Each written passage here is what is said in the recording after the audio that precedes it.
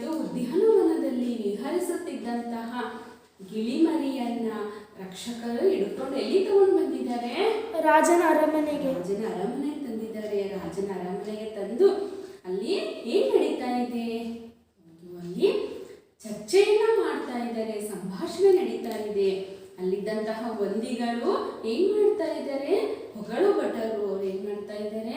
ರಾಜನ ಒಂದು ಆಗಮನವನ್ನು ನೋಡಿಬಿಟ್ಟು ಸಾವಧಾನ ಸಾವಧಾನ, ಎಲ್ಲರೂ ನಿಶಬ್ದವಾಗಿ ಕುಳಿತುಕೊಳ್ಳ್ರಿ. ಯಾಕೆ ಅಂದ್ರೆ ಮಹಾಕರುಣಾಳು ಖಗ ಮೃಗ ಕೃಪಾಳು ಗಿಡಮರದ ಆಳು ಪ್ರಜ್ಞಾವಧಾನಿ ಕಣಕಣಕು ವಿದ್ಯಾದಾನಿ ವಾಚಾಳಪುರವದೀಶ್ವರ ರಾಜಾದಿರಾಜ ರಾಜಮಾರ್ತಾಂಡರು ದಯಮಾಡಿಸುತ್ತಿದ್ದಾರೆ ಭೋ ಪರಾಕ್ ಅಂತೇಳಿ ಹೇಳ್ತಾ ಇದ್ದಾರೆ. ಆಗ ಗಿಳಿಮರಿ ಮಾತ್ರ ಯಾವುದೇ ಪರವೇ ಇದ್ದರೆ ಟೇಮ್ ಟೇಮ್ ಅಂತ ಹೇಳ್ತಾ ಇದೆ. ರಾಜ ಇದೇನು ಒದರುತ್ತಿದೆ ಅಂತ ಹೇಳಿದಾಗ ಗಿಳಿಮರಿ ಮತ್ತೆ ಟೇಮ್ ಟೇಮ್ ಅಂತ ಇದೆ. ರಾಜ ಯಾವ ಭಾಷೆ ಮಾತನಾಡ್ತಾ ಇದೆ? ಪ್ರಾಕೃತ ಭಾಷೆನ ಅಥವಾ ಪಿಶಾಚಿ ಭಾಷೆನ ಅಂತ ರಾಜ ಕೇಳ್ತಾ ಇದ್ದಾನೆ. ಆಗ ಗಿಳಿಮರಿ ಮತ್ತೆ ಟೇಮ್ ಅಂತ ಇದೆ. ರಾಜ ತುಂಬಾ ಸಿಟ್ಟು ಬಂದ್ಬಿಟ್ಟು ಏನಿದರ ಅರ್ಥ ಅಂತ ಕೇಳ್ತಾ ಇದ್ದಾರೆ. ಆಗ ವಂದಿಗಳು ಟೇಮ್ ಅಂತ ಅವರು ಕೂಡ ಅಂತ ಇದ್ದಾರೆ. ಆಗ ಮಂತ್ರಿ ಸನ್ನೆ ಮಾಡ್ತಾ ಇದ್ದಾರೆ, ಗಪ್ಪನೆ ಬಾಯಿ ಮುಚ್ಕೊಳ್ತಾರೆ. ಯಾರು? ವಂದಿಗಳು. ಆಗ ಮಂತ್ರಿ ಹೇಳ್ತಾ ಇದ್ದಾರೆ, ರಾಜಾದಿರಾಜ ಇದೊಂದು ಗಿಳಿಮರಿ, ಇದೆಂಥದ್ದು? ಕಾಡಿನಲ್ಲಿ ಬೆಳೆದಂತಹ ಒಂದು ಗಿಳಿಮರಿ. ಇದು ಅನಾಗರಿಕ ಗಿಳಿಮರಿ. ವಸಂತ ಕಾಲಕ್ಕೆ ಅದಕ್ಕೆ ಮದ ಹತ್ಬಿಟ್ಟು ಏನ್ ಮಾಡ್ತಾ ಇದೆ? ರಾಜ ತೋಟಕ್ಕೆ ನುಗ್ಬಿಟ್ಟು ಹಣ್ಣು ಹಂಪಲುಗಳನ್ನೆಲ್ಲ ನಾಶಪಡಿಸ್ತಾ ಇದೆ ಅಂತ ಹೇಳಿದಾಗ ರಾಜ ಇದಕ್ಕೆ ಮಾತು ಬರುತ್ತದೆಯೇ ಅಂತ ಕೇಳಿದಾಗ ಇಲ್ಲ, ಅದಕ್ಕೆ ಏನೇನು ಬರಲ್ಲ? ಮಾತು ಬರಲ್ಲ, ಹಾಡು ಬರಲ್ಲ, ಓದು ಬರಲ್ಲ, ನೃತ್ಯ ಬರಲ್ಲ, ತರ್ಕಶಾಸ್ತ್ರ, ಪುರಾಣ, ವ್ಯಾಕರಣ ಯಾವುದು ಬರ್ತಾ ಇಲ್ಲ. ರಾಜ ಕೇಳ್ತಾ ಇದ್ದಾರೆ, ಮತ್ತೇನ್ ಬರುತ್ತೆ ಇದಕ್ಕೆ? ಜೀವನವನ್ನ ಏನ್ ಮಾಡುತ್ತೆ ಅಂತ ಕೇಳಿದಾಗ ಗಿಳಿಮರಿ ಮತ್ತೆ ಟೇಮ್ ಟೇಮ್ ಅಂತ ಇದೆ. ಆಗ ಮಂತ್ರಿ ಹೇಳ್ತಾ ಇದ್ದಾನೆ, ಬರೀ ಹಣ್ಣು ತಿನ್ನೋದು ಇವನ ಕೆಲಸ. ಹೌದು, ಈ ಗಿಳಿ ಅರಣ್ಯವಾಸಿ, ಕಾಡಿನಲ್ಲಿ ಜೀವನ ಮಾಡ್ತಾ ಇರೋದು, ನಿರಕ್ಷರ ಕುಕ್ಷಿ, ಇದಕ್ಕೆ ಯಾವುದೇ ಅಕ್ಷರ ಬರಲ್ಲ, ತೀರಾ ಅಸಂಸ್ಕೃತ, ಇದು ಸಂಗೀತ ಇಲ್ಲ, ನೃತ್ಯ ಇಲ್ಲ, ಗದ್ಯ ಪದ್ಯದ ಒಂದು ಭೇದನೂ ಗೊತ್ತಿಲ್ಲ, ಒಂದು ಎರಡರ ಮಗ್ಗಿ ಕೂಡ ಬರಲ್ಲ. ಇದಕ್ಕೆ ಬರೋದೊಂದೇ, ಈಗ ಹೇಳಿದ್ರಲ್ವ ಅದೇ, ಏನು? ಗಿಡ ಮರವನ್ನ ಹತ್ಬಿಟ್ಟು ಕೊಂಬೆ ಮುರಿದು ಹಣ್ಣು ತಿನ್ನೋದು, ಅಷ್ಟು ಹಣ್ಣು ಉದುರಿಸೋದು ಅಷ್ಟೇ. ಆಮೇಲೆ ಅಂತ ಮಂತ್ರಿ ಹೇಳ್ತಾ ಇದ್ದಾರ. ಗಿಳಿಮರಿ ಮತ್ತೆ ಟೇಮ್ ಟೇಮ್ ಅಂತ ಇದೆ. ಆಗ ಮಂತ್ರಿ ಹಾಗೂ ಅನ್ನೋದಷ್ಟೇ ಗೊತ್ತು. ರಾಜ ಪಾಪ ಅಂತ ಹೇಳಿದಾಗ ಎಲ್ಲರೂ ದನಿಗೂಡಿಸ್ತಾರೆ. ಏನಂತ? ಅಯ್ಯೋ ಪಾಪ ಅಂತ. ಗಿಳಿಮರಿ ಮತ್ತೆ ಟೇಮ್ ಟೇಮ್ ಅಂತ ಇದೆ. ಚೀಚಿ, ಬರೀ ಹಣ್ಣು ತಿನ್ನೋದಂತೆ ಗೊತ್ತಾ? ಮನುಷ್ಯರಾಗಿ ಹುಟ್ಟಿದ್ಮೇಲೆ, ಪ್ರಾಣಿ ಪಕ್ಷಿಗಳಾಗಿ ಹುಟ್ಟಿದ್ಮೇಲೆ ಬರೀ ತಿನ್ನೋದಷ್ಟೇ ಕಲಿತ್ಬಿಟ್ರೆ ಸಾಕ? ಹೌದು, ಜೀವನವನ್ನ ಮಾಡುವುದು ಸುಸಂಸ್ಕೃತವಾಗಿ ಮಾನವರಾಗ್ಬಿಟ್ಟು ನಾವು ಜೀವನ ನಡೆಸಬೇಕು ಅನ್ನೋದನ್ನೇ ಗಿಳಿಮರಿಯ ಮೂಲಕ ನಾವು ಕಲಿಬೇಕಾಗಿದೆ. ನೋಡ್ರಿ ಮಕ್ಳೇ, ಮಹಾವಾಚಾಳ ನಗರೋದ್ಯಾನದಲ್ಲಿ ಬಂದು ಹಣ್ಣು ತಿನ್ನೋದು ಮಾತ್ರ ಗೊತ್ತೇ? ಒಂದಿ ಮಗದರ ಹೇಳ್ತಾ ಇದ್ದಾರೆ, ಮಹಾಕರುಣಾಳು ಖಗಕುಪನಾಳು ಗಿಡ ಮರದ ಹಾಳು ವಿದ್ಯಾ ವಸಂತ ಪ್ರಜ್ಞಾವಧಾನಿ ಕಣಕಣಕು ವಿದ್ಯಾದಾನಿ ಮಹಾವಾಚಾಳಪುರ ಅಂತ ಮತ್ತೆ ದನಿಗೂಡಿಸ್ತಾ ಇದ್ದಾರೆ. ರಾಜ ಹೇಳ್ತಾ ಇದ್ದಾರೆ, ಈ ಸಭ್ಯ ಸುಶಿಕ್ಷಿತ ನಾಗರಿಕ ರಾಜ್ಯದಲ್ಲಿ, ಇಂತಹ ಒಂದು ಸಮಾಜದಲ್ಲಿ ಈ ಅನಾಗರಿಕ ಪಕ್ಷಿ ಇದೆಯಾ? ರಾಜ ತೋಟದಲ್ಲಿ ನಿರಕ್ಷರ ಕುಕ್ಷಿ ಇದೆ, ಮತ್ತೆ ಇದಕ್ಕೆ ನೀವೇ ಸಾಕ್ಷಿಯಾಗಿದ್ದೀರಾ. ಮಂತ್ರಿ, ಈ ಅಸಭ್ಯ ಪಕ್ಷಿಯನ್ನ ರಾಜಶಾಲೆಗೆ ಸೇರಿಸತಕ್ಕದ್ದು, ರಾಜ್ಯಾಧ್ಯಾಪಕರಿಂದ ಇದಕ್ಕೆ ಶಿಕ್ಷಣವನ್ನ ಕೊಡಿಸು. ಈ ಅನಾಗರಿಕ ಶುಕ ಪಕ್ಷಿಯ ಒಂದು ಅಧಿಮ ಪ್ರವೃತ್ತಿಯನ್ನ ಸುಧಾರಿಸಿ ಇವತ್ತಿನ ಸಮಾಜಕ್ಕೆ ಹೊಂದಿಕೊಳ್ಳುವ ರೀತಿಯಲ್ಲಿ ಆಧುನಿಕ ಮಾಡತಕ್ಕದ್ದು ಅಂತ ರಾಜ ಹೇಳಿದ. ಹೌದಲ್ವಾ ಮಕ್ಕಳೇ? ಇಲ್ಲಿವರೆಗಾಗಿತ್ತಲ್ವಾ? ಆದ್ರೆ ಇವತ್ತಿನ ಭಾಗದಲ್ಲಿ ಮುಂದಿನ ಒಂದು ಪಾಠ ಭಾಗವನ್ನ ಓದುವ ರೀತಿ ಹಾಗೂ ಅದರ ವಿವರವನ್ನ ಹಾಗೆ ಪ್ರಶ್ನೆ ಉತ್ತರವನ್ನ ಕೂಡ ಕಲಿತು ಬರೋಣಂತೆ ಮಕ್ಕಳೇ. ಮಂತ್ರಿ, ಅಪ್ಪಣೆ ಪ್ರಭು ರಾಜ, ಇದು ಸಭ್ಯತೆ ಕಲಿಯಲಿ, ಕಾಡುತನ ಮರೆಯಲಿ, ಶಾಸ್ತ್ರ ವ್ಯಾಕರಣ ಕಲಿತು ಸುಶಿಕ್ತವಾಗಲಿ, ತಾನು ಸುಸಂಸ್ಕೃತವಾಗಲಿ, ಕಾಡಿನ ಉಳಿದ ಶುಕ ಪಕ್ಷಿಗಳನ್ನು ಸಭ್ಯ ಮಾಡಲಿ. ಮಂತ್ರಿ: ಅಪ್ಪಣೆ ಪ್ರಭು. ಅಳಿಯ: ಮಹಾರಾಜ ರಾಜಮಾವ, ನನ್ನದೊಂದು ನಮ್ರ ನಿವೇದನೆ. ಇದನ್ನು ರಾಜಶಾಲೆಗೆ ಸೇರಿಸುವ ಮೊದಲು ಒಂದು ಮುಖ್ಯ ತಥ್ಯವನ್ನು ಕಂಡುಹಿಡಿಯಬೇಕು. ಇದರ ಅಸಭ್ಯತೆಗೆ ಮತ್ತು ಅವಿದ್ಯೆಗೆ ಮೂಲ ಕಾರಣವನ್ನು ಕಂಡುಹಿಡಿಯಬೇಕು. ಈ ಗಿಳಿಮರಿ ತಿನ್ನೋದೇನು, ಕುಡಿಯೋದೇನು, ಇದರ ಆವರಣ ಎಂಥದು, ಇದು ಇರೋದೆಲ್ಲಿ, ಹಾರೋದೆಲ್ಲಿ, ಇದರ ರೆಕ್ಕೆ, ಪುಕ್ಕ, ಕೊಕ್ಕುಗಳ ಉದ್ದಗಲವೆಷ್ಟು, ಭಾರವೆಷ್ಟು, ಈ ಅಂಶಗಳ ಬಗ್ಗೆ ದೀರ್ಘ ಸಂಶೋಧನೆ ನಡೆಯಬೇಕು. ಮಂತ್ರಿ: ಪ್ರಭು, ಯುವರಾಜ ಅಳಿಯ ದೇವರು ಮಹಾಪ್ರತಿಭಾಶಾಲಿಗಳು, ದೇಶಕೋಶ ಸುತ್ತಿ ಬಂದವರು, ವಿದೇಶಗಳಿಂದ ಪದವಿಗಳನ್ನು ಹೊತ್ತು ತಂದವರು, ಕಾಂಬೋಜ ದೇಶದಲ್ಲಿ ಪ್ರಾಣಿಶಾಸ್ತ್ರ ಪಕ್ಷಿಶಾಸ್ತ್ರ ಪಾರಂಗತರಾದವರು, ದನಿ ತಗ್ಗಿಸಿ ಸದ್ಯ ನಿರುದ್ಯೋಗಿಗಳು. ಅದಕ್ಕೆ ಒಂದು ವಿನಂತಿ, ಅಳಿಯ ರಾಜರಿಗೆ ಶುಕ ಶಿಕ್ಷಣದ ಭಾರವನ್ನು ವಹಿಸಿ ಬಿಡಬಹುದು. ರಾಜ: ವಿನಂತಿಯನ್ನು ಸ್ವೀಕರಿಸಿದ್ದೇವೆ. ಅಳಿಯ ರಾಜ, ಇಂದಿನಿಂದ ನೀನು ಶುಕ ಶಿಕ್ಷಣದ ಮಂತ್ರಿ. ಅಳಿಯ: ಮಹಾರಾಜ ರಾಜಮಾವ, ಇನ್ನೊಂದು ವಸಂತ ಬರುವುದರೊಳಗಾಗಿ ಈ ಕಾಡುಗಿಳಿ ತನ್ನ ವನ್ಯ ವ್ಯವಹಾರಗಳನ್ನು ಮರೆತಿರಬೇಕು. ಸಭ್ಯ, ಸುಶಿಕ್ಷಿತ, ಸುಸಂಸ್ಕೃತವಾಗಿರಬೇಕು. ಇದಕ್ಕಾಗಿ ನಮ್ಮ ವಿಶ್ವವಿದ್ಯಾಲಯದಲ್ಲಿ ಒಂದು ಶುಕ ಅಧ್ಯಯನ ಸಂಸ್ಥೆಯನ್ನು ಸ್ಥಾಪಿಸಬೇಕು. ರಾಜ: ನಿನ್ನ ಕಾರ್ಯದಲ್ಲಿ ಜಯವಾಗಲಿ. ಮಂತ್ರಿ: ಡಂಗೂರ ಹೊಡೆಯಿಸು. ರಾಜ್ಯದ ಮೂಲೆ ಮೂಲೆಯ ಪ್ರತಿಯೊಬ್ಬ ಪ್ರಜೆಗೂ ಗೊತ್ತಾಗಲಿ, ಅಲ್ಪವಾದ ಒಂದು ಪಕ್ಷಿಯ ಶಿಕ್ಷಣದಲ್ಲೂ ರಾಜರ ಆಸಕ್ತಿ ಎಷ್ಟಿದೆ ಎನ್ನುವುದು.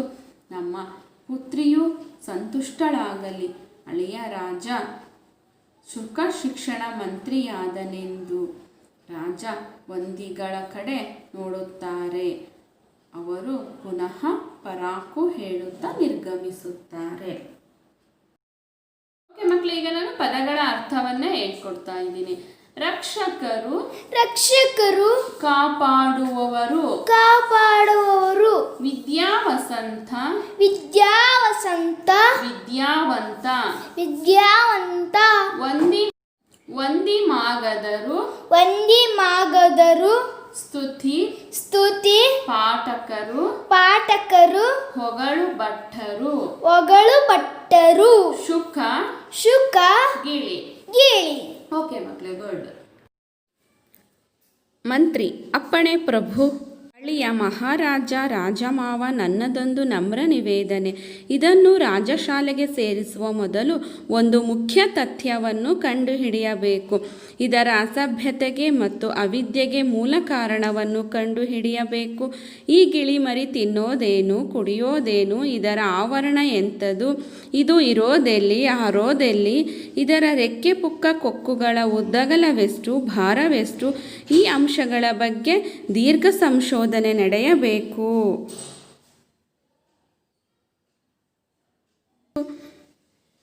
ಮಂತ್ರಿ: ಪ್ರಭು, ಯುವರಾಜ ಅಳಿಯ ದೇವರು ಮಹಾಪ್ರತಿಭಾಶಾಲಿಗಳು, ದೇಶ ಕೋಶ ಸುತ್ತಿ ಬಂದವರು, ವಿದೇಶಗಳಿಂದ ಪದವಿಗಳನ್ನು ಹೊತ್ತು ತಂದವರು, ಕಾಂಬೋಜ ದೇಶದಲ್ಲಿ ಪ್ರಾಣಿಶಾಸ್ತ್ರ ಪಕ್ಷಿಶಾಸ್ತ್ರ ಪಾರಂಗತರಾದವರು, ಸದ್ಯ ನಿರುದ್ಯೋಗಿಗಳು. ಇದಕ್ಕೆ ಒಂದು ವಿನಂತಿ, ಅಳಿಯ ರಾಜರಿಗೆ ಶುಕ ಶಿಕ್ಷಣದ ಭಾರವನ್ನು ವಹಿಸಿ ಬಿಡಬಹುದು.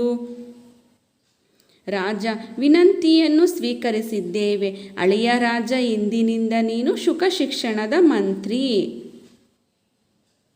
ಅಳಿಯ ಮಹಾರಾಜ ರಾಜಮಾವ, ಇನ್ನೊಂದು ವಸಂತ ಬರುವುದರೊಳಗಾಗಿ ಈ ಕಾಡುಗಿಳಿ ತನ್ನ ವನ್ಯ ವ್ಯವಹಾರಗಳನ್ನು ಮರೆತಿರಬೇಕು. ಸಭ್ಯ, ಸುಶಿಕ್ಷಿತ, ಸುಸಂಸ್ಕೃತವಾಗಿರಬೇಕು. ಇದಕ್ಕಾಗಿ ನಮ್ಮ ವಿಶ್ವವಿದ್ಯಾಲಯದಲ್ಲಿ ಒಂದು ಶುಕ ಅಧ್ಯಯನ ಸಂಸ್ಥೆಯನ್ನು ಸ್ಥಾಪಿಸಬೇಕು. ರಾಜ, ನಿನ್ನ ಕಾರ್ಯದಲ್ಲಿ ಜಯವಾಗಲಿ. ಮಂತ್ರಿ, ಡಂಗುರ ಹೊಡೆಯಿಸು. ರಾಜ್ಯದ ಮೂಲೆ ಮೂಲೆಯ ಪ್ರತಿಯೊಬ್ಬ ಪ್ರಜೆಗೂ ಗೊತ್ತಾಗಲಿ. ಅಲ್ಪವಾದ ಒಂದು ಪಕ್ಷಿಯ ಶಿಕ್ಷಣದಲ್ಲೂ ರಾಜನ ಆಸಕ್ತಿ ಎಷ್ಟಿದೆ ಎನ್ನುವುದು. ನಮ್ಮ ಪುತ್ರಿಯು ಸಂತುಷ್ಟಳಾಗಲಿ. ಅಳಿಯ ರಾಜ ಶುಕ ಶಿಕ್ಷಣ ಮಂತ್ರಿಯಾದನೆಂದು. ರಾಜ ವಂದಿಗರ ಕಡೆ ನೋಡುತ್ತಾನೆ. ಅವರು ಪುನಃ ಪರಾಕು ಹೇಳುತ್ತಾ ನಿರ್ಗಮಿಸುತ್ತಾರೆ. ಓಕೆ ಮಕ್ಕಳೇ, ಹಾಗಾದರೆ ಈಗ ಪಾಠಭಾಗದ ಒಂದು ವಿವರವನ್ನು ಕೂಡ ನೋಡೋಣಂತೆ. ಮಕ್ಕಳೇ, ಏನಾಯಿತು? ಹೌದು, ಅಲ್ಲಿ ಬಂದಂತಹ ಗಿಳಿಯನ್ನು ರಾಜರು ಏನು ಮಾಡ್ತಾರೆ, ಇದಕ್ಕೆ ಏನು ಮಾಡಬೇಕು, ಇದನ್ನು ಸುಧಾರಿಸಬೇಕು, ಯಾವ ರೀತಿ ಆಧುನಿಕ ಮಾಡಬೇಕು, ಅದಕ್ಕೋಸ್ಕರ ಇದನ್ನು ಯಾವುದನ್ನು, ಹೌದು, ಗಿಳಿಯನ್ನು ಏನು ಮಾಡಬೇಕು, ಗಿಳಿ ಮರಿಯನ್ನು ರಾಜಶಾಲೆಗೆ ಸೇರಿಸ್ತಕ್ಕದ್ದು ಅಂತ ಆಜ್ಞೆಯನ್ನು ಮಾಡ್ತಾರೆ. ಯಾರು? ರಾಜ. ಯಾರಿಗೆ? ಮಂತ್ರಿ. ಅದಕ್ಕೆ ಅಪ್ಪಣೆ ಪ್ರಭು ಅಂತ ಹೇಳ್ತಾರೆ. ಇಲ್ಲಿಗಾಗಿತ್ತಲ್ವ ಮಕ್ಕಳೇ? ಆಮೇಲೆ ನಂತರ ಏನಾಯಿತು? ಹೌದು, ರಾಜ ಹೇಳ್ತಾ ಇದ್ದಾರೆ, ಇದು ಸಭ್ಯತೆಯನ್ನು ಕಲಿಬೇಕು, ಒಳ್ಳೆಯ ನಡತೆಯನ್ನು ಕಲಿಬೇಕು, ಕಾಡುತನವನ್ನು, ಅದರಲ್ಲಿರುವಂತಹ ಒರಟುತನವನ್ನೆಲ್ಲ ಮರಿಬೇಕು, ಶಾಸ್ತ್ರ ವ್ಯಾಕರಣವನ್ನು ಕಲಿಬೇಕು, ಜೊತೆಗೆ ಸುಶಿಕ್ಷಿತವಾಗಬೇಕು, ಅಂದರೆ ಶಿಕ್ಷಣವನ್ನು ಕೂಡ ಕಲಿತು ಜಾಣನಾಗಬೇಕು. ತಾನು ಸುಸಂಸ್ಕೃತನಾಗೋದ್ರ ಜೊತೆಗೆ ಏನು ಮಾಡಬೇಕು, ಸುಸಂಸ್ಕೃತನಾಗ್ಬಿಟ್ಟು ಕಾಡಿನ ಉಳಿದ ಶುಕ ಪಕ್ಷಿಗಳನ್ನು, ಶುಕ ಅಂದರೆ ಗಿಳಿ, ಉಳಿದ ಗಿಳಿ ಪಕ್ಷಿಗಳನ್ನು ಕೂಡ ಸಭ್ಯತೆ ಮಾಡಬೇಕು ಅಂತ ರಾಜ ಬಯಸ್ತಾ ಇದ್ದಾರೆ. ನೋಡ್ರಿ ಮಕ್ಕಳೇ, ಒಂದು ಚಿಕ್ಕದಾದಂತಹ ಗಿಳಿ ಕೂಡ ಸುಸಂಸ್ಕೃತನಾಗಬೇಕು ಅನ್ನೋದನ್ನು ಏನು ಮಾಡ್ತಾ ಇದ್ದಾರೆ, ರಾಜ ಬಯಸ್ತಾ ಇದ್ದಾರೆ. ಹೌದು, ಯಥಾ ರಾಜ ತಥಾ ಪ್ರಜೆ ಅಂತ ಹೇಳ್ತಾರೆ. ರಾಜ ಸರಿಯಾಗಿದ್ದರೆ ಅಲ್ಲಿ ಏನಾಗುತ್ತೆ, ಪ್ರಜೆಗಳು ಕೂಡ ಸರಿಯಾಗಿರ್ತಾರೆ ಅಂತ ಹೇಳ್ತಾರೆ. ಆ ರೀತಿಯಾಗಿ ನೋಡಿ, ಚಿಕ್ಕ ಒಂದು ವಿಷಯನೂ ಕೂಡ ರಾಜ ಕೂಲಂಕುಷವಾಗಿ ಪರಿಶೀಲಿಸ್ತಾ ಇದ್ದಾರೆ. ಮಂತ್ರಿ, ಆಯಿತು ಅಪ್ಪಣೆ ಪ್ರಭು ಅಂತ ಮಂತ್ರಿ ಹೇಳ್ತಾ ಇದ್ದಾರೆ. ಆಗ ಅಳಿಯ ಬರ್ತಾ ಇದ್ದಾರೆ. ಯಾರ ಅಳಿಯ? ಹೌದು, ರಾಜನ ಅಳಿಯ ಅಲ್ಲಿಗೆ ಆಗಮಿಸ್ತಾ ಇದ್ದಾರೆ. ಅವ್ರು ಏನು ಹೇಳ್ತಾ ಇದ್ದಾರೆ, ಅವರು ಮಾತನಾಡಲಿಕ್ಕೆ ಪ್ರಾರಂಭ ಮಾಡ್ತಾ ಇದ್ದಾರೆ. ಏನಂತ? ಮಹಾರಾಜ, ರಾಜ ಮಾವ, ನನ್ನದೊಂದು ನಮ್ರ ನಿವೇದನೆ, ನಾನು ನಿಮ್ಮ ಹತ್ರ ಒಂದು ಕೇಳ್ತಾ ಇದ್ದೀನಿ. ಅದೇನೆಂದರೆ, ರಾಜಶಾಲೆಗೆ ಸೇರಿಸುವ ಮೊದಲು ಒಂದು ಮುಖ್ಯ ತಥ್ಯವನ್ನು ಕಂಡುಹಿಡಿಯಬೇಕು. ಅಂದರೆ ತಥ್ಯ ಅಂದರೆ ಸಮಸ್ಯೆ, ಅಲ್ಲಿ ಏನಿದೆ ಅನ್ನೋದನ್ನು, ಒಂದು ಮುಖ್ಯ ಸಮಸ್ಯೆಯನ್ನು ಕಂಡುಹಿಡಿಬೇಕು. ಇದರ ಅಸಭ್ಯತೆಗೆ ಮತ್ತು ಅವಿದ್ಯೆಗೆ ಮೂಲ ಕಾರಣವನ್ನು ಕಂಡುಹಿಡಿಯಬೇಕು. ಅಲ್ಲಿ ನಾವು ಪತ್ತೆ ಮಾಡಬೇಕು. ಏನನ್ನು ಪತ್ತೆ ಮಾಡಬೇಕು? ಹೌದು, ಇದ್ರ ಅಸಭ್ಯತೆಗೆ ಇದು ಯಾಕೆ ಈ ರೀತಿ ವರ್ತಿಸ್ತಾ ಇದೆ, ಇದು ವಿದ್ಯಾವನ್ನು ಕಲ್ತಿಲ್ಲಲ್ಲ, ಇದಕ್ಕೇನು ಕಾರಣ ಅನ್ನೋದನ್ನು ಕಂಡುಹಿಡಿಬೇಕು. ಹೌದು, ಯಾರಿಗಾದರೂ ನಾವು ಯೋಚನೆ ಮಾಡಿ ಏನಾದರೂ ಒಂದು ಆಸ್ಪತ್ರೆಯಲ್ಲಿ ಹೋದಾಗ ನಾವು ಟ್ರೀಟ್ಮೆಂಟ್ ಕೊಡೋದು ಹಾಗೆ ಕೊಟ್ಬಿಡ್ತಾರಾ? ಹೌದಲ್ವಾ? ಏನು ಮಾಡ್ತಾರೆ, ನಿಮ್ಮನ್ನು ಪರೀಕ್ಷೆ ಮಾಡ್ತಾರೆ. ಪರೀಕ್ಷೆ ಮಾಡಿಬಿಟ್ಟು ಯಾವ ಕಾಯಿಲೆ ಬಂದಿದೆ ಅಂತ ಹೇಳ್ಬಿಟ್ಟು ಅದಕ್ಕೆ ಸರಿಯಾದಂಥ ಮಾತ್ರೆಗಳನ್ನು ಮತ್ತು ಸಿರಫನ್ನು, ಅದಕ್ಕೆ ಬೇಕಾದಂಥ ಚಿಕಿತ್ಸೆಯನ್ನು ನೀಡ್ತಾರೆ. ಆದರೆ ಯಾವುದನ್ನೂ ತಿಳಿಯದೇನೆ ಒಂದೇ ಸರಿ ನಾವು ನಿರ್ಧಾರವನ್ನು ಮಾಡಬಾರ್ದು ಅಂತ ಹೇಳ್ಬಿಟ್ಟು ಅಳಿಯ ಏನು ಮಾಡ್ತಾ ಇದ್ದಾರೆ, ಅಲ್ಲಿ ವಿನಂತಿಸ್ತಾ ಇದ್ದಾರೆ, ಅಲ್ಲಿ ನೆನಪು ಮಾಡ್ತಾ ಇದ್ದಾರೆ. ಏನು ಮಾಡಬೇಕು, ಈ ಗಿಳಿಮರಿ ತಿನ್ನೋದೇನು, ಕುಡಿಯೋದೇನು, ಇದರ ಆವರಣ ಎಂಥದ್ದು? ನೋಡ್ರಿ ಮಕ್ಕಳೇ, ಆವರಣ ಅಂದರೆ ವಾತಾವರಣ, ಸುತ್ತಮುತ್ತಲಿನ ವಾತಾವರಣದಿಂದಲೂ ಕೂಡ ಮಗು ನಡತೆಯನ್ನು ಕಳೆದುಕೊಳ್ಳುತ್ತೆ. ಯಾಕೆ ಅಂದರೆ ಸುತ್ತಮುತ್ತಲಿನ ವಾತಾವರಣದಲ್ಲಿ ತುಂಬ ಚೆನ್ನಾಗಿ ಮಾತನಾಡುವವರಿದ್ದರೆ ಅವರು ಕೂಡ ಒಳ್ಳೆಯ ನಡತೆ, ಮಾತುಗಾರಿಕೆಯನ್ನು ಕಲಿತಾರೆ. ಆದರೆ ಅದಕ್ಕೋಸ್ಕರ ವಾತಾವರಣವೂ ಕೂಡ ತುಂಬ ಮುಖ್ಯ. ಮಗು ಬೆಳೆಯುವಂಥ ವಾತಾವರಣವೂ ಕೂಡ ಮುಖ್ಯವಾಗುತ್ತೆ. ಕೆಲವೊಂದ್ಸರಿ ಮಗುವನ್ನು ನಾವು ದೂಷಿಸ್ತೀವಿ. ಅಲ್ಲ ಮಕ್ಕಳೇ, ನಾವು ಏನನ್ನು ತಿಳಿಬೇಕು ಅಂದರೆ ಮಗುವಿನ ಸಮಸ್ಯೆಯನ್ನು ತಿಳಿಯೋದಕ್ಕಿಂತ ಮೊದಲು ಅದು ಯಾಕೆ ಆ ಸಮಸ್ಯೆಗೆ ಒಳಗಾಗಿದೆ ಅನ್ನೋದನ್ನು ನಾವು ನಿರ್ಧಾರವನ್ನು ಮಾಡಬೇಕು. ಇದು ಇರೋದೆಲ್ಲಿ ಮತ್ತು ಹಾರೋದೆಲ್ಲಿ, ಇದರ ರೆಕ್ಕೆ ಪುಕ್ಕ, ಕೊಕ್ಕುಗಳ ಉದ್ದಗಲವೆಷ್ಟು, ಭಾರವೆಷ್ಟು, ಈ ಎಲ್ಲ ಅಂಶಗಳ ಬಗ್ಗೆ ದೀರ್ಘವಾದಂಥ ಸಂಶೋಧನೆ, ಅಂದರೆ ಇಂಗ್ಲೀಷಲ್ಲಿ ರಿಸರ್ಚ್ ಅಂತೀವಿ. ಅದಕ್ಕೆ ಅಲ್ಲಿ ಏನು ಮಾಡಬೇಕು, ಆಳವಾದಂತಹ ಒಂದು ಸಂಶೋಧನೆ ನಡಿಬೇಕು ಅಂತ ಅಳಿಯ ಹೇಳ್ತಾ ಇದ್ದಾರೆ. ಆಗ ಮಂತ್ರಿ, ಪ್ರಭು, ಯುವರಾಜ ಅಳಿಯ ದೇವರು ಮಹಾಪ್ರತಿಭಾಶಾಲಿಗಳು, ಅವರು ತುಂಬ ವಿದ್ಯಾವಂತರು, ದೇಶಕೋಶವನ್ನು ಸುತ್ತಿದ್ದಾರೆ. ಅಂದರೆ ವಿದೇಶಕ್ಕೆ ಹೋಗಿದ್ದಾರೆ, ಜೊತೆಗೆ ಕೋಶವನ್ನು ಕೂಡ ಓದಿದ್ದಾರೆ, ಪುಸ್ತಕಗಳನ್ನು ಓದಿದ್ದಾರೆ. ಅಷ್ಟೇ ಅಲ್ಲ, ಸುತ್ತಿ ಬಂದವರು, ಜೊತೆಗೆ ವಿದೇಶಗಳಿಂದ ಪದವಿಗಳನ್ನು ಹೊತ್ತು ತಂದವರು, ಅಂದರೆ ತುಂಬ ವಿದ್ಯಾವಂತರು ಅವರು ಅಳಿಯ. ಅದಕ್ಕೋಸ್ಕರ ಅಷ್ಟೇ ಅಲ್ಲ, ಕಾಂಬೋಜ ದೇಶದಲ್ಲಿ ಪ್ರಾಣಿಶಾಸ್ತ್ರ ಪಕ್ಷಿಶಾಸ್ತ್ರವನ್ನು ಕಲಿತು ಪಾರಂಗತರಾದವರು. ಸದ್ಯ ಅವರೇನೀಗ ನಿರುದ್ಯೋಗಿಗಳು. ದನಿಯನ್ನು ತಗ್ಗಿಸಿ ಹೇಳ್ತಾ ಇದ್ದಾರೆ ಮಂತ್ರಿಗಳು. ಏನೀಗ ಸದ್ಯ ಅವರಿಗೆ ಉದ್ಯೋಗ ಇಲ್ಲ. ನೋಡ್ರಿ, ಉದ್ಯೋಗಂ ಪುರುಷ ಲಕ್ಷಣಂ ಅಂತ ಹೇಳ್ತಾರೆ. ಆದರೆ ಅಳಿಯರಿಗೆ ಅಲ್ಲಿ ಉದ್ಯೋಗ ಇಲ್ಲ ಅಂದ್ರೆ ಅವ್ರು ಏನು ಮಾಡಬೇಕು? ಹೌದಲ್ವ ಮಕ್ಕಳೇ? ನಿರುದ್ಯೋಗಿಗಳಾಗಿದ್ದಾರೆ. ಅದಕ್ಕೋಸ್ಕರ ನೋಡ್ರಿ, ಮಂತ್ರಿಗಳು ಸರಿಯಾದ ರೀತಿಯಲ್ಲಿ ಯೋಚನೆ ಮಾಡ್ತಾ ಇದ್ದಾರೆ. ಉದ್ಯೋಗ ಇಲ್ಲದವರಿಗೆ ಒಂದು ಕೆಲಸವನ್ನು ಕೊಟ್ಟರೆ ಅವರಿಗೂ ಕೂಡ ಉದ್ಯೋಗ ಸಿಗುತ್ತೆ. ಅದಕ್ಕೋಸ್ಕರ ಅವರು ನಿರುದ್ಯೋಗಿಗಳು. ಉದ್ಯೋಗ ಇದಕ್ಕೆ ವಿರುದ್ಧಾರ್ಥಕ ಪದ ನಿರುದ್ಯೋಗ. ಓಕೆ ಮಕ್ಕಳೇ, ಅದಕ್ಕೆ ಒಂದು ವಿನಂತಿ, ಅಳಿಯ ರಾಜರಿಗೆ ನೀವೇನು ಮಾಡ್ಬೋದು? ಶುಕ ಶಿಕ್ಷಣದ ಭಾರವನ್ನು ವಹಿಸಿ ಬಿಡಬಹುದು. ಶುಕ ಶಿಕ್ಷಣದ ಗಿಳಿಯ ಶಿಕ್ಷಣದ ಕೆಲಸವನ್ನು ನೀವು ಕೊಡಬಹುದು ಅಂತೇಳಿ ಮಂತ್ರಿ ಸಲಹೆಯನ್ನು ಕೊಡ್ತಾ ಇದ್ದಾರೆ. ಆಗ ರಾಜ, ವಿನಂತಿಯನ್ನು ನಾನು ಸ್ವೀಕರಿಸಿದ್ದೇನೆ. ಅಳಿಯ ರಾಜ, ಇಂದಿನಿಂದ ನೀನು ಶುಕ ಶಿಕ್ಷಣದ ಮಂತ್ರಿ. ಅಳಿಯ ರಾಜ ಇಂದಿನಿಂದ ಏನು? ಶುಕ ಶಿಕ್ಷಣದ ಮಂತ್ರಿ. ಆಗ ಅಳಿಯ ಹೇಳ್ತಾ ಇದ್ದಾರೆ, ಮಹಾರಾಜ, ರಾಜ ಮಾವ, ಇನ್ನೊಂದು ವಸಂತ ಬರುವುದರೊಳಗಾಗಿ ನಾನು ಏನು ಮಾಡ್ತೀನಿ? ಈ ಕಾಡು ಗಿಳಿಯನ್ನು ತನ್ನ ವನ್ಯ ವ್ಯವಹಾರವನ್ನು ಮರೆತಿರಬೇಕು. ಆ ರೀತಿಯಾಗಿ ಸಭ್ಯ, ಸುಶಿಕ್ಷಿತ, ಸುಸಂಸ್ಕೃತನಾಗಿರ ಮಾಡ್ತೀನಿ. ಇದಕ್ಕಾಗಿ ನಮ್ಮ ವಿಶ್ವವಿದ್ಯಾಲಯದಲ್ಲಿ ಒಂದು ಶುಕ ಅಧ್ಯಯನ ಸಂಸ್ಥೆಯನ್ನು ಸ್ಥಾಪಿಸಬೇಕು.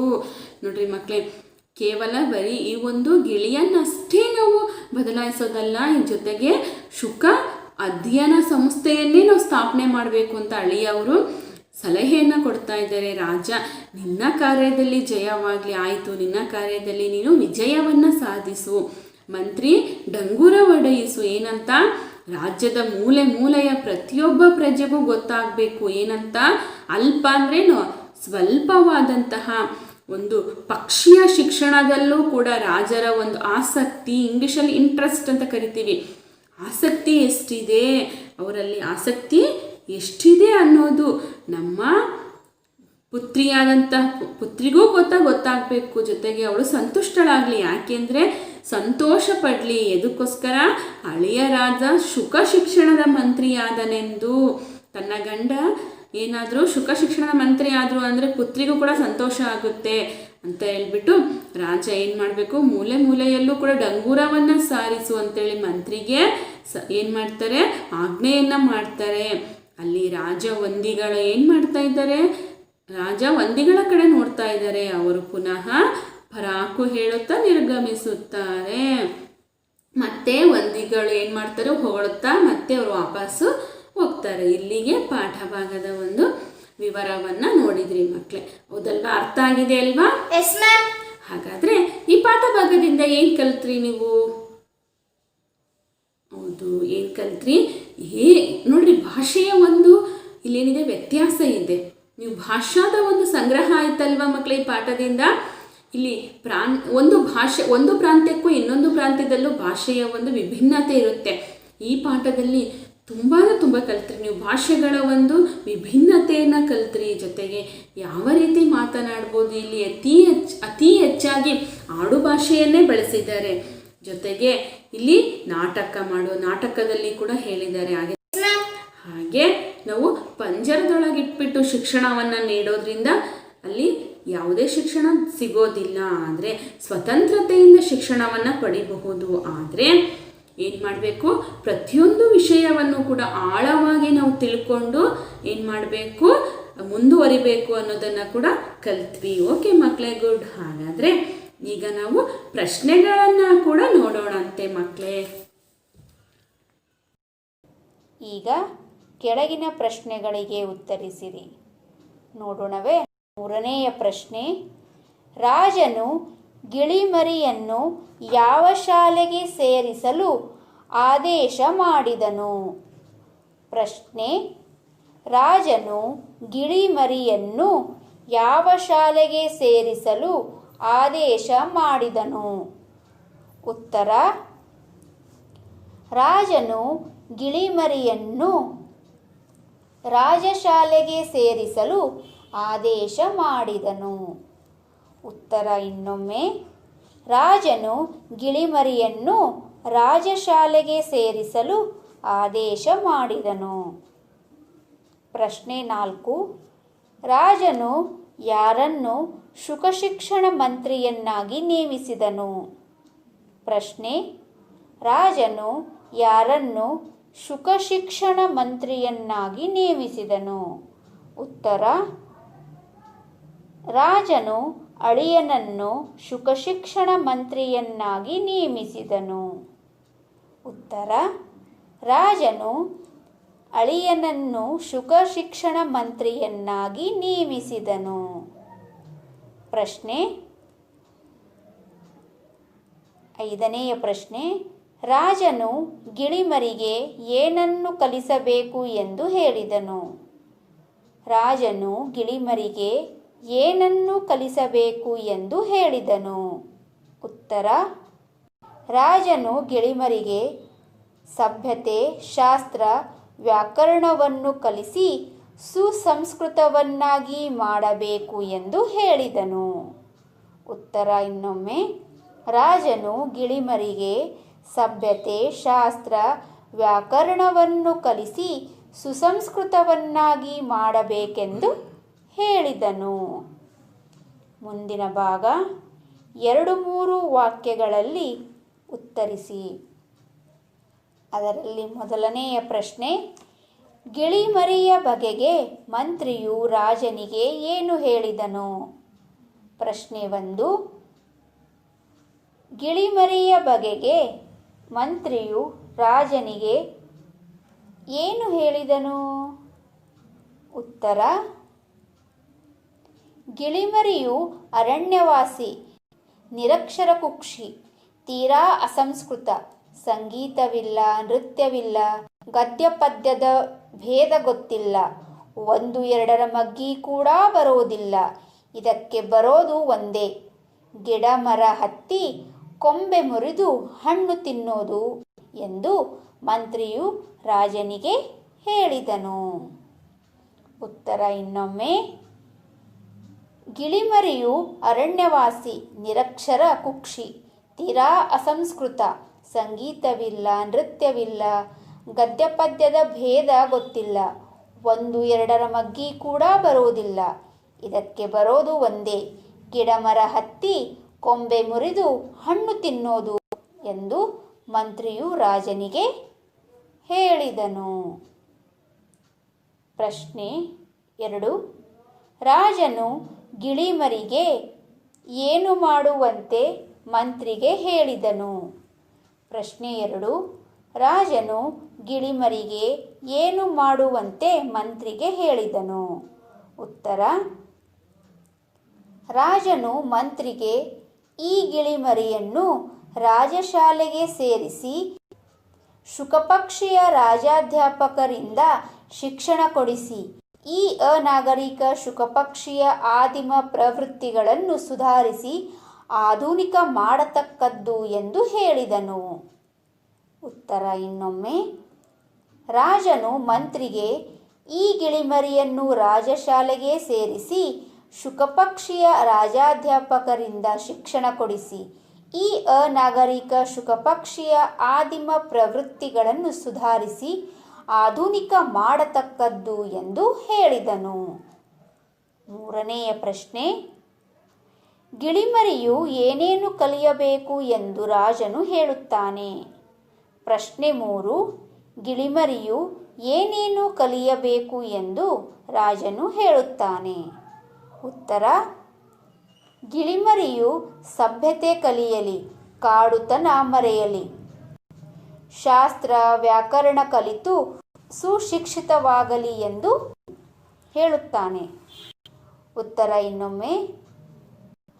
ಗಿಳಿಮರಿಯು ಸಭ್ಯತೆ ಕಲಿಯಲಿ, ಕಾಡುತನ ಮರೆಯಲಿ, ಶಾಸ್ತ್ರ ವ್ಯಾಕರಣ ಕಲಿತು ಸುಶಿಕ್ಷಿತವಾಗಲಿ ಎಂದು ಹೇಳುತ್ತಾನೆ. ಪ್ರಶ್ನೆ 4. ರಾಜನ ಅಳಿಯನು ಏನೆಂದು ನಿವೇದನೆ ಮಾಡಿದನು? ಪ್ರಶ್ನೆ 4. ರಾಜನ ಅಳಿಯನು ಏನೆಂದು ನಿವೇದನೆ ಮಾಡಿದನು? ಉತ್ತರ. ರಾಜನ ಅಳಿಯನು ಈ ಗಿಳಿಯ ಅಸಭ್ಯತೆಗೆ ಅವಿದ್ಯೆಗೆ ಮೂಲ ಕಾರಣ ಮತ್ತು ಗಿಳಿ ಏನು ತಿನ್ನುವುದು ಕುಡಿಯುವುದು ಆವರಣ ಎಂತಹುದು ಇರೋದು ಹಾರೋದು ರೆಕ್ಕೆ ಪುಕ್ಕ ಕೊಕ್ಕು ಇತ್ಯಾದಿ ಅಂಶಗಳ ಬಗ್ಗೆ ದೀರ್ಘ ಸಂಶೋಧನೆ ನಡೆಯಬೇಕು ಎಂದು ನಿವೇದನೆ ಮಾಡಿದನು. ಉತ್ತರ ಇನ್ನೊಮ್ಮೆ. ರಾಜನ ಅಳಿಯನು ಗಿಳಿಯ ಅಸಭ್ಯತೆಗೆ ಅವಿದ್ಯೆಗೆ ಮೂಲ ಕಾರಣ ಮತ್ತು ಗಿಳಿ ಏನು ತಿನ್ನುವುದು ಕುಡಿಯುವುದು ಆವರಣ ಎಂತಹುದು ಇರೋದು ಹಾರೋದು ರೆಕ್ಕೆ ಪುಕ್ಕ ಕೊಕ್ಕು ಇತ್ಯಾದಿ ಅಂಶಗಳ ಬಗ್ಗೆ ದೀರ್ಘ ಸಂಶೋಧನೆ ನಡೆಯಬೇಕು ಎಂದು ನಿವೇದನೆ ಮಾಡಿದನು. ಪ್ರಶ್ನೆ 5. ಮಂತ್ರಿಯು ರಾಜನ ಅಳಿಯನ ಬಗೆಗೆ ಹೇಳಿದ ಮಾತುಗಳಾವವು? ಪ್ರಶ್ನೆ 5. ಮಂತ್ರಿಯು ರಾಜನ ಅಳಿಯನ ಬಗೆಗೆ ಹೇಳಿದ ಮಾತುಗಳಾವವು? ಉತ್ತರ.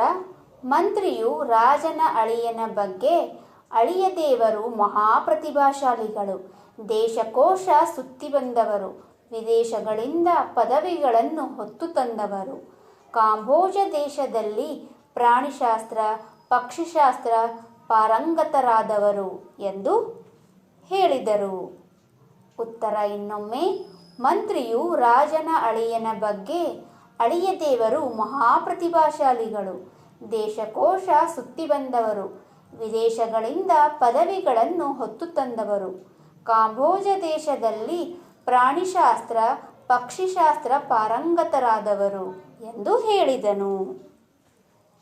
ಮಕ್ಕಳೇ, ಹಾಗಾದ್ರೆ ಪಂಜರ ಶಾಲೆ ಪಾಠಭಾಗದ ಒಂದು ವಿವರ ಅರ್ಥ ಆಗಿದೆ ಅಲ್ವಾ ಮಕ್ಕಳೇ? Yes, ma'am. ಓಕೆ, ಧನ್ಯವಾದ.